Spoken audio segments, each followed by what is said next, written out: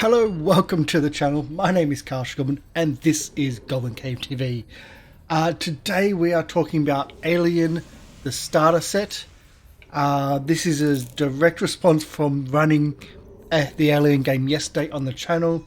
It's not about the entire Alien book or the entire Alien series and role-playing game. This is more condensed into the starter set and my reaction to it. I wasn't the GM.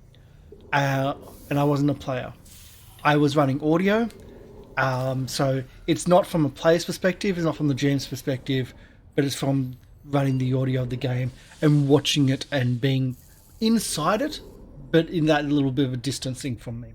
Now, a disclaimer, and a shout out and a thank you to Free League Publishing for providing a review copy of the game for us, which is the PDF and also the physical box.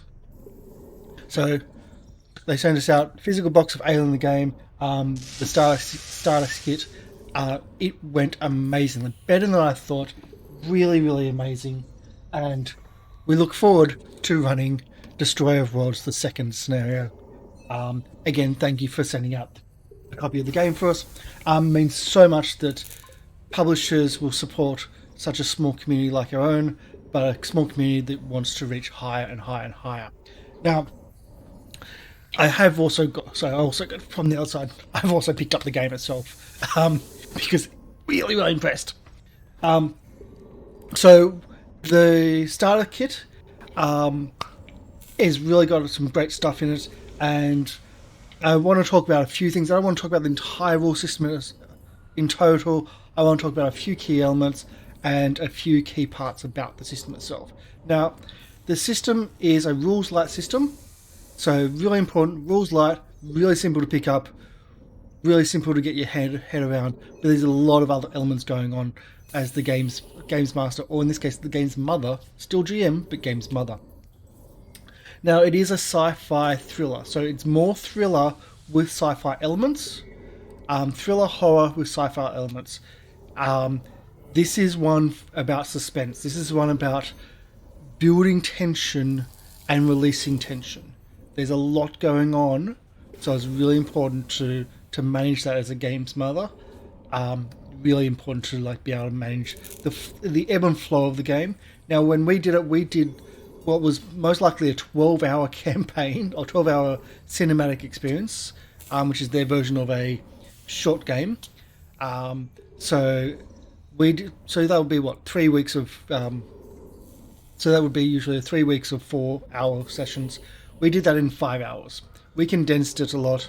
It is absolutely condensed. But Caitlin did an amazing job for us condensing down. I was doing production. I was going, look, we've got time here, we're running out of time, can we do that? And she was able to bring things to a head in a really amazing fashion. So amazing. So the other thing is it's also a dice pool system. So dice pool systems aren't always that common these days, but in a dice pool system, you're not rolling a strength plus athletics, or strength plus skill, or like ability plus skill, plus So most common systems, like Dungeons & Dragons, you're rolling a skill or an ability plus skill, then plus a d20 versus difficulty, or etc. So in dice pool, you're actually adding the amount in your skill. So if your skill is, say, 3 and your attribute is 4, that's 7 dice. And you roll 7 dice. Now, you're not adding them all up together. We're only talking about d6s. So the dice we use is d6s in Alien. We're not adding them together. We're looking for hits. A hit is only a 6. So a 6 on these dice is a little star, and you get 10 in the box. Now, it just means that you've got a 1 in 6 chance per each dice you have, and it adds up. You only need 1 success, generally speaking, but if you get multiples, you can actually use stunts, which are just a little bit extra. And that can really work out really well for you. Now, they've also got a beautiful mechanic called stress. Now, in our show, we really went extreme with the stress because we condensed the show, we condensed the session, we condensed everything, and we ramped up the stress. So stress is a mechanic which, if something goes wrong, say if your motion detector goes off in a certain room and you're supposed to be alone, your stress level, your stress will increase. You'll get a stress dice.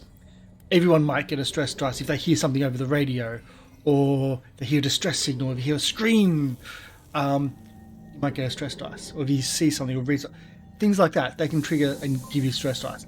But they're giving you a dice. Now, normal dice is a 1 in 6 chance of success, which is great. Stress dice give you an extra dice with a 1 in 6 chance of success, which again is great. But they also give you a chance of failure, which the normal dice don't give. Well, when I say chance of failure, it's a chance of a panic attack. So if you roll 3 successes on your normal dice and you roll 1, essentially it's a face hugger on your stress dice, doesn't matter, you failed and you have a panic attack. But on the other side, if you have, say, 3 stress and you roll 0 successes on your normal dice, you can still roll successes on your stress dice. So it gives you extra dice, extra chances of success. So it's that double-edged sword. I love it. It is a beautiful, amazing mechanic. It really, really is an amazing mechanic, and I loved how it worked. I was just really like, yeah. So what we did for our shows, we actually had donations give stress dice, and we ended up having 25 stress dice given to our players over the course of a 5-hour show, which should be, say, a 12-hour session, or 12 hours worth of game time. So it was really amped up, really, really, really amped up. But what it did is it had our players actually refusing to make rolls, refusing to go ahead or to spot out things or to use a roll, because they knew if they did a roll, there's a high likelihood of fail, or not just failure, but high likelihood of stress or panic attack. Now, the panic attack is the next step of this stage, where if you get one of the face huggers on the stress dice, you have a panic attack. You roll a d6. This time you're counting 1, 2, 3, 4, 5, 6. The higher, the worse. And so you roll that dice, and you add the amount of stress dice you also have, as in just the number. If you've got 3 stress dice, so it's d6 plus 3. And the aim is to get as low as possible. So 6 and under, no problem. You can shake it off. It's no problem. But after you get over 6, things become interesting. You can run away. You can cower. You can go berserk and start shooting things. Anything, friendlies included. There's a lot of different effects, and they're really, really cool. We maxed out at 10 because, again, we were being over the top. We were really pushing things right to their maximum. So we had a player on 10. And so he had normal dice plus 10 of these beautifully yellow stress dice. Sorry, they are yellow. Green screen, yellow doesn't really work well. But 10 of these dice, and he was rolling them all. And yeah. So it can be really interesting. Now, this was the same person that was trying to avoid some of the rolls, but when push come to shove, oh no, you do need to pull that trigger on the shotgun. So the first time like there was gunfire, the only reason why the shot hit was because of the fact that none of the normal dice succeeded, but the 5 stress dice came up with hits. I think came up with 3 hits or so. So otherwise he would have totally missed. It was the stress dice that came through and gave that chance of success. So that is a really, really, really good system. I'm really excited to see in longer term games. Not as taken as extreme as we did. There are ways of bringing down your stress. You can take a break in a safe area. Of course, we condensed things down. We tried to rush it all, so we didn't give them that many safe areas. We didn't give them that many times, that much chance to take a break. We removed some of the things of that. But you can also, each person has a signature item which can relieve some stress. So one character has some pills, which is how they relieve stress. So there's things like that. It's a really, really good mechanic. Very, very impressive mechanic. Now, the other mechanics which I found really interesting is the cards. So I've never been a fan of cards in games, but the set actually comes with cards. They come with initiative cards, and these initiative cards are essentially one through to 10. And so when initiative is drawn, a player takes a card, and the GM, the game's mother, also takes a card per each individual, and 1 is the first, 2nd, 3rd, 4th, 5th, all the way up to 10. So really, really simple system. Works effectively. We didn't really know how the cards worked in Roll20 as much because we've never used them in Roll20. So when people kept on drawing ones, because on their character sheet it had 1, which doesn't mean 1, it means something different. It means you've got 1 card. Now, something else in the box set, it's got Mpc cards. So it's got really simple stuff on them, and just really nice and easy stuff for the GM to remember for your NPCs. And there's quite a few NPCs here. Another thing they've got here is gear cards. So it's got a picture of the gear, say, let's see, the Remington revolver, and it's got a stat block on the other side. So the player that has this, simple, has your stat block done. Works really well for table play.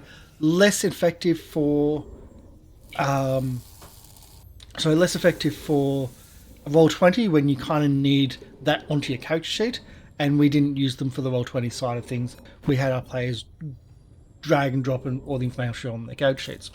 Now the other thing I wanted to talk about are these cards. These cards are the one thing I really, really was impressed with. These are your personal agendas. And there's more than just the personal agendas in this group. So the game is set up in 3 acts. So Act 1, Act 2, Act 3. Again, we condensed them all. I would say Act 1 should be probably a whole session. Act 2 a whole session. Act 3 would be a really scary session, but a whole session at least. So having that, each player is given a personal agenda for that act. It's their personal agenda, no one else knows about it, and you just run with it. And that's your motivation through that chapter, through that act. And no one else knows what it is. You keep it secret. Second act, you're given another personal agenda. It may conflict with the first one, but this is your new one. And that's what you have to follow. Now, this means that the characters are actually working against each other, because the idea is that you need to follow your personal agendas. That's how to win. You win by following your personal agenda, even if it means sacrificing your character, because that's what your personal agenda has told you to do. That is a really powerful mechanic, and it also changes the role playing where at maybe Act 1 your character is buddy with someone, but something happens between and then therefore your new personal agenda is like, oh no, I can't do this. I suspect this person's infected or whatever, and so your personal agenda flips.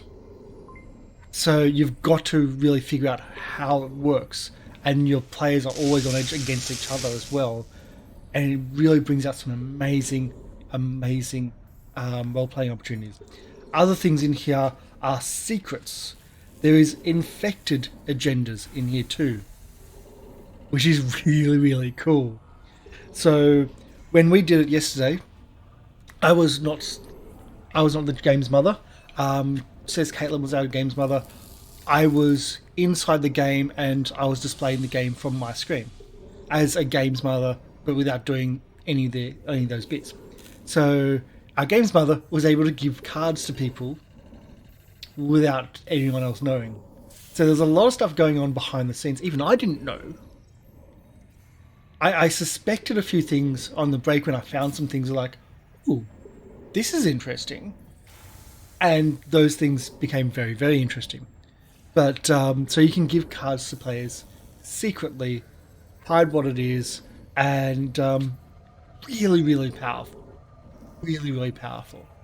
So I'm really impressed with this system, and I like the fact that it changes the mechanics, it changes the behaviors. The players will have, this is your character, this is the character's background, blah blah blah blah blah. Oh, by the way, this is your brief, this is your personal objective right now, your agenda. Oh, okay, and that's what they have to work on. This is your new one. Okay, now you go this way. This is your new one. Oh crap, really? And and that really is a great motivation. It's a great drive for the game, and they're written very well, and they really, really make things important. Really make things important. I was very, very impressed. Now we had deaths happen because, well, it's going to happen, and so you can actually have, well, I don't know if it's built into the system, but our games mother just said, okay, we have NPCs, and you'll pick up an NPC if you die. And so that's kind of how we worked that thing. And that would work really well too. So I think if that's a base mechanic, I haven't checked fully if that's a base mechanic, but possibly, yeah. Now, this has just been me talking for the last 20 minutes, or 15 minutes. So we'll go into the PDF. So again, thank you for Free League Publishing for providing the PDF, and also for the physical, and shout out to Silenscape for this amazing audio, and thank you, Ben, for helping me setting up too. Benjamin Loons, that is. So this is some of the audio we had playing yesterday in our show. This is our alien spacesuit exploration, and this is what freaked people out. And I love freaking people out just with audio alone. So again, as always, we've got about 10%, maybe 15% dim layer over the PDF, because I don't like the whole whiteness of PDFs, so when it's not white, it's a bit darker, but not by a lot. So we're going to go down to this part first. So game modes. So game modes, they split their stories into cinematic play, which is their short games, and their campaign mode, which is their longer games. So in the cinematic play, they give out a lot more stress. They put a lot more pressure on the players, and they try to kind of speed things up. The campaign play is a lot more drawn out. It's a lot slower, but it's just as rewarding. So think of cinematic play as a movie. So you have 1, 2, 3 acts in a movie, and this is that. And that's what the starter box was. That's what the first book is. Oh, where's it? The Chariot of the Gods. That's what the Chariot of the Gods is. It's a really good small scenario and really great playthrough. Oh, should also point out that the character sheets. Oh, get them out here. Super high quality character folios. Really, really amazing quality character folios. The stuff on the back as well. Just really nice. A lot of games will just skimp on that type of thing, but in this one, no. Everything was full high quality. Hello, Poly Peoples. How are you today? The other thing is what we didn't get to see yesterday was the map. So I went through the ship map.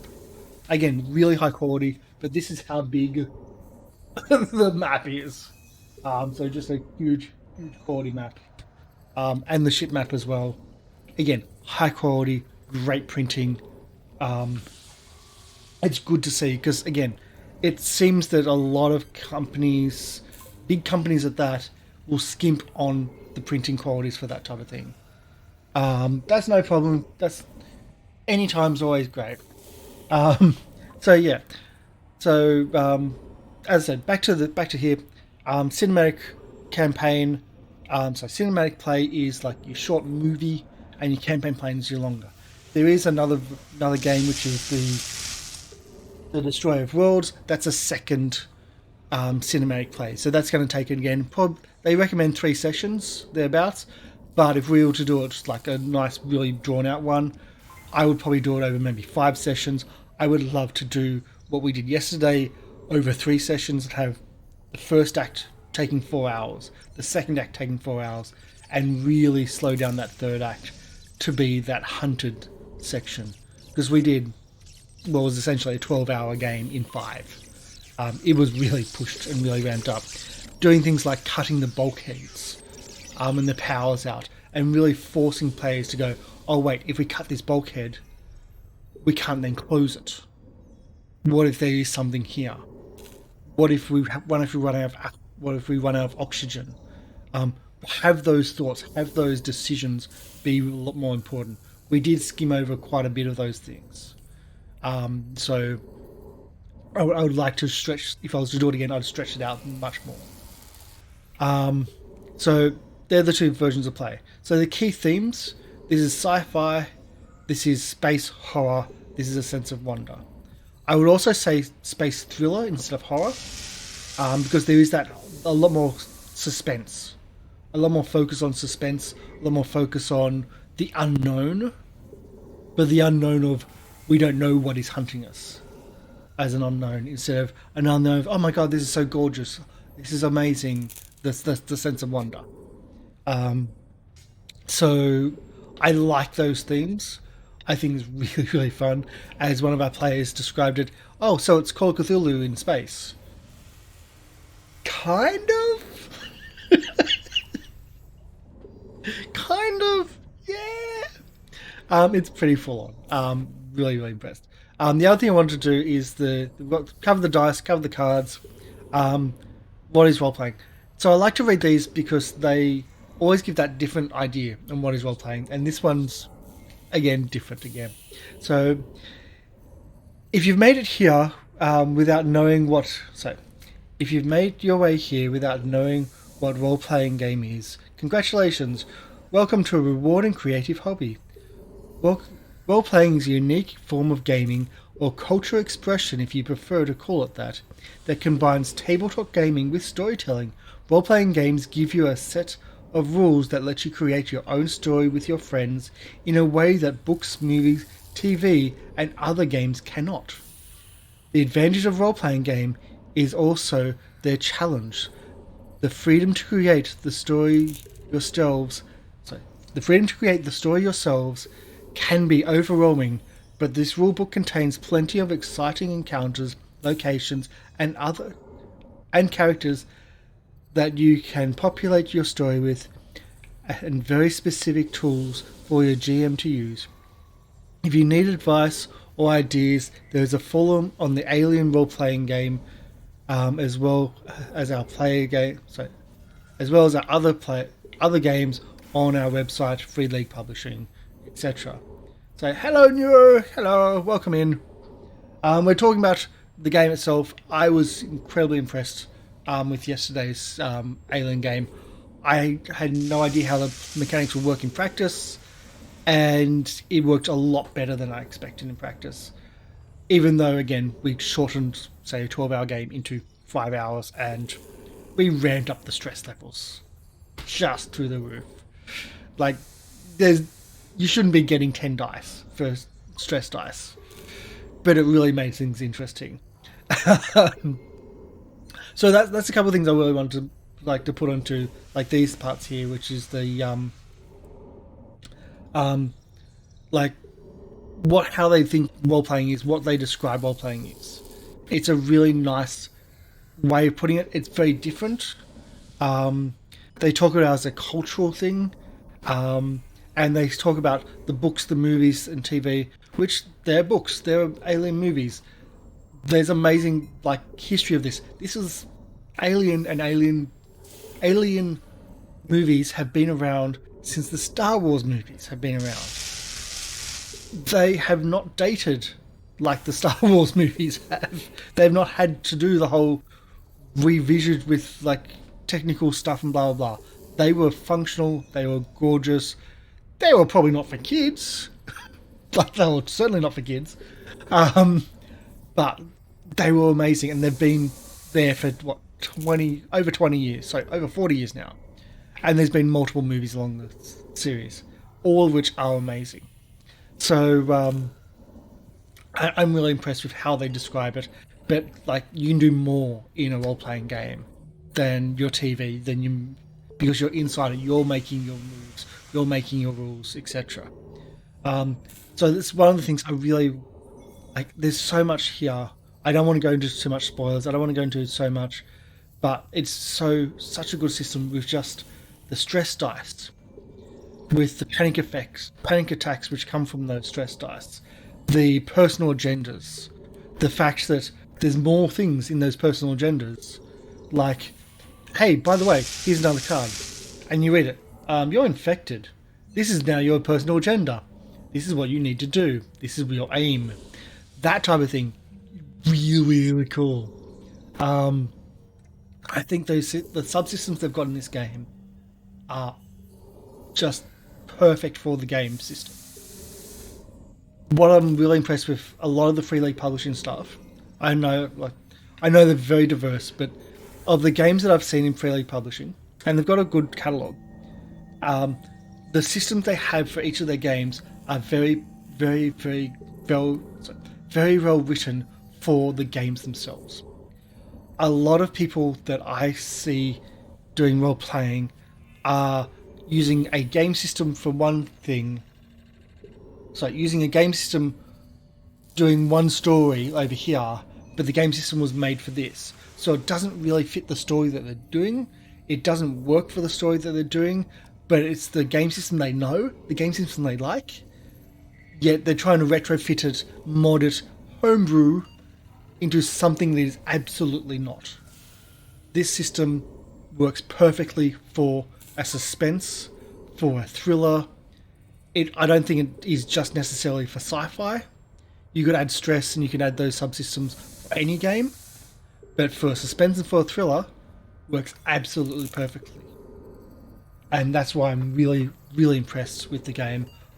I might try to have it on our channel again to do a slow version of the game and do it over 3 sessions. I didn't realise that it was going to be a 3 session. We just scheduled in for 1.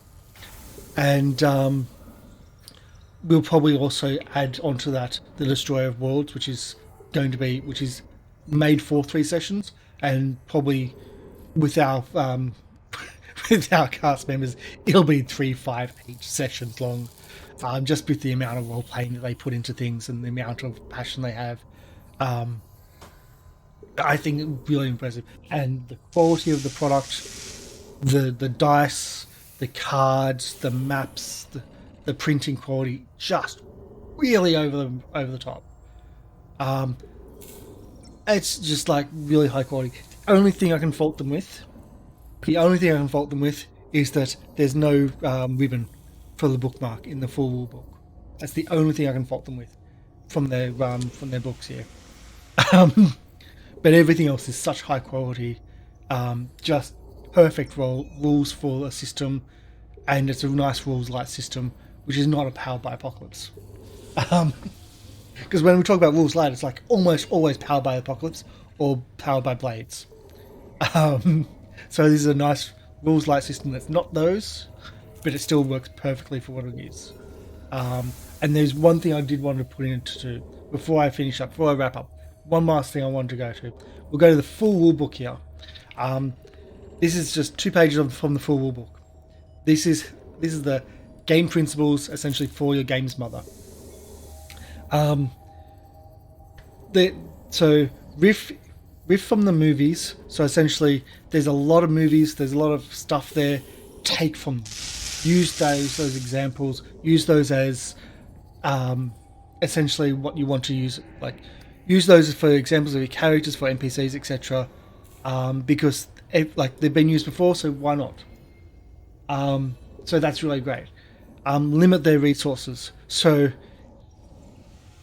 not have enough ammo. Have only just one gun, which they have to share. Have one compression chute, which they have to share. Or have one less than the number of PCs. Things like that. So you felt like it was more rules medium than rules light. Generally, I would say how I structure that rules medium, rules light, and rules heavy is that generally things like Pathfinder 2e would be like a rules medium. Dungeons and Dragons 5e would be rules medium. Anything below that level of modifiers, generally speaking, that's how I usually would say is the Like games which have modifiers that go up and down tend like I'll put it into that medium section. This didn't have modifiers. It's just okay. You can do this. You can have modifiers. We didn't really touch on them as much. But I would say I would certainly pull it away from that medium. Of course, something like Pathfinder 1E would be rules heavy. And they're very loose categories, at least in my mind. That's how I see them. It is not a powered by apocalypse, sure, but I would still see it called as a rules light game. But yeah, back to this. Um, so limit their resources. Brilliant play, brilliant way of doing GMing. Brilliant idea. Stay in the shadows. So hint at the source of danger. Don't show it. Build up an atmosphere of dread and anticipation. Then let the player's imaginations do the rest. Avoid revealing threats too early. Once the player knows exactly what they're up against, the tension that results from facing it is lost. So, another brilliant idea, brilliant concept. This is for any role playing. Like any role playing, you need to use these concepts. Don't give your players everything. Really, don't give your players everything. Don't reveal to your players everything. Give them subtle hints. Increase the pressure. So start easy and slowly add more and more complications to a situation. Think like a movie. The first act starts slow, then accelerates towards a big finale. And then things start going wrong. Let them go wrong all at once. Remember, this is a horror game. Force the players to fight for their lives. And I love this. Let them breathe. In the center of every storm is a point of calmness. Sometimes it's important to back off and let the players take some time to recuperate. Give the PCs some room, catch their breaths, and lick their wounds. Let them make some plans, adapt their strategy. Doing so encourage them to lower their guard, even if it's just for a moment.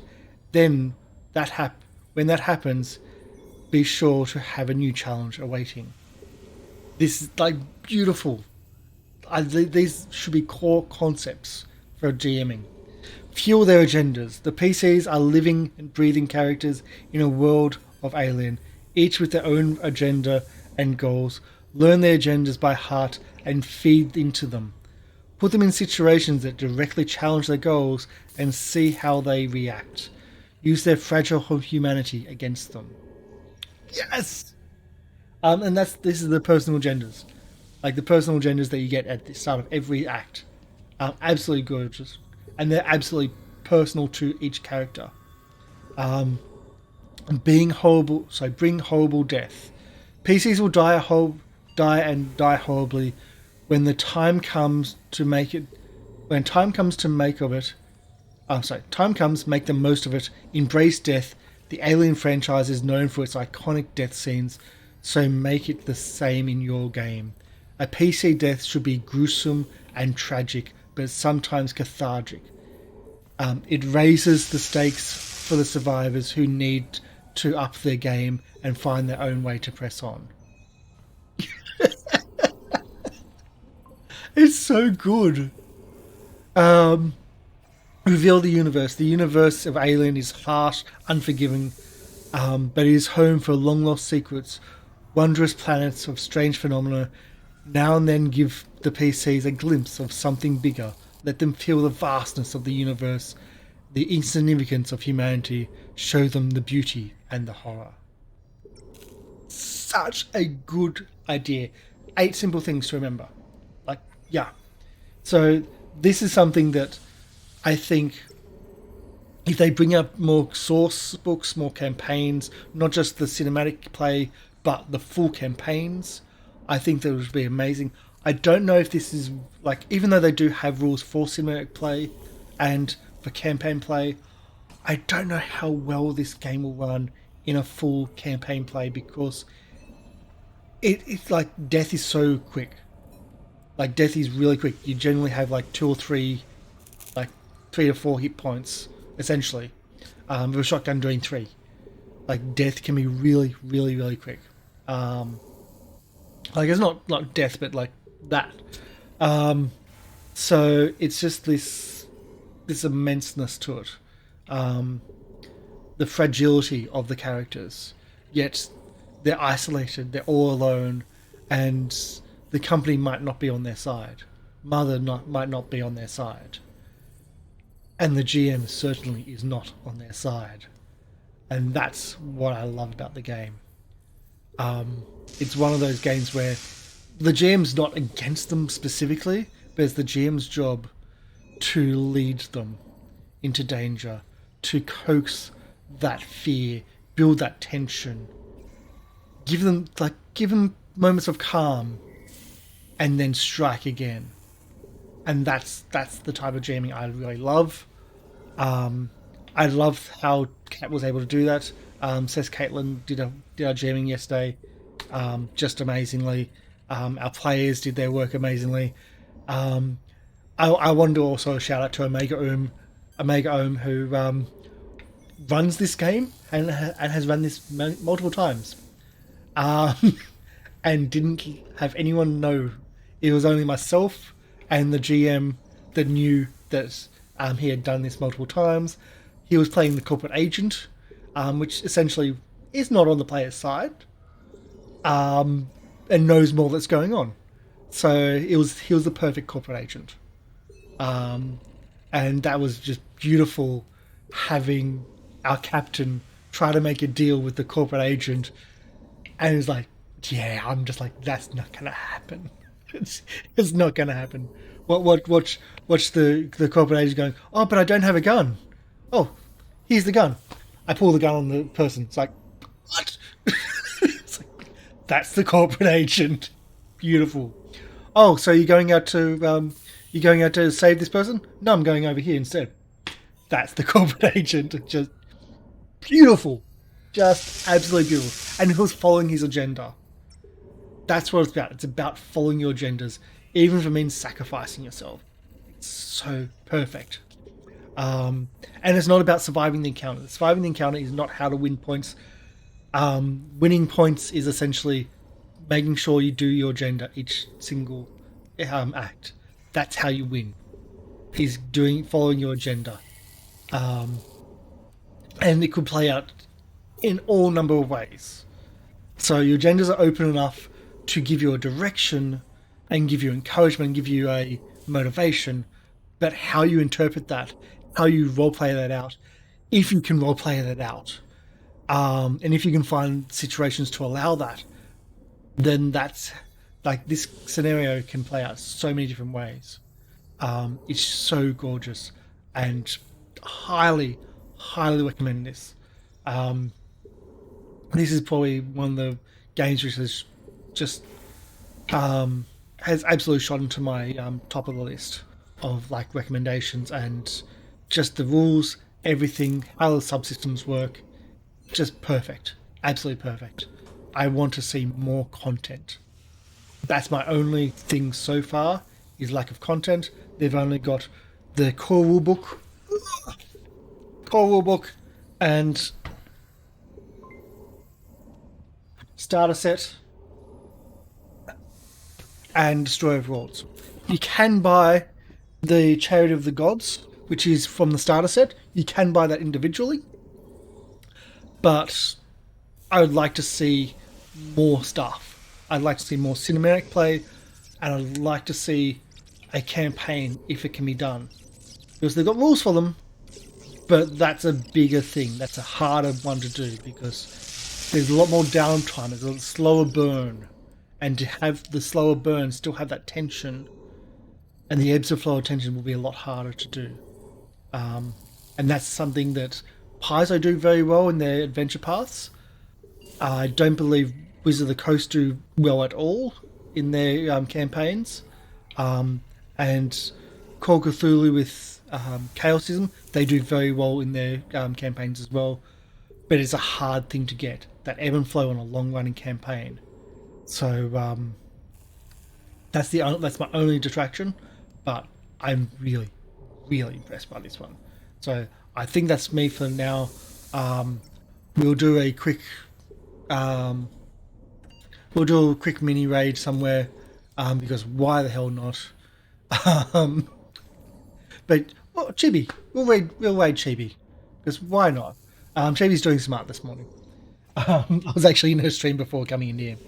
But yeah, highly recommend it. Love it. If you have access to Sirenscape audio, absolutely, like, really adds so much to it. Sirenscape audio adds so much to the game. I was just playing with the audio. If you have access to the sci-fi is the primary one you'd want to do.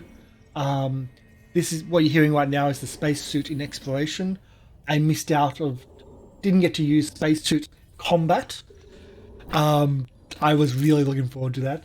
We did get to play the explosive structure damage. And there was so much there. If you've only got, highly recommend if you've got the Sirenscape sci-fi, it adds so much. If you've got access to sci-fi and fantasy, Deserted House for those heartbeats. That's the next one. For the heartbeats and for the stress heartbeats and the panicking and all that. Perfect. But we're going to raid Chibi because Chibi's amazing. Chibi was running a podcast yesterday when we were running our show. So let's raid that channel. Oh, wait. Someone just turned up. Oh, we've got a new channel just turned up. We might raid someone new. We're just making sure they're live. Double checking. Because if they're not, we're raiding... Yep, we're raiding Zweihander. So we're going to raid Zweihander instead of Chibi. Sorry, Chibi. Love you. But Zweihander only just went live. So we'll raid Zweihander. Where am I? Raid channel. There we go. So thank you for coming in. Thank you for listening to my rant. Didn't go into the full rules because I want you to go buy the books and buy the content and buy it in the physical version. Have a physical version on your bookshelf because it's so much more. It's so much more. The physical version also has tokens, everything for you. PDF, no, go for physical. Always go for physical. So bye for now. Have a great day, and enjoy your role playing because it's fun to be terrorized sometimes. Bye.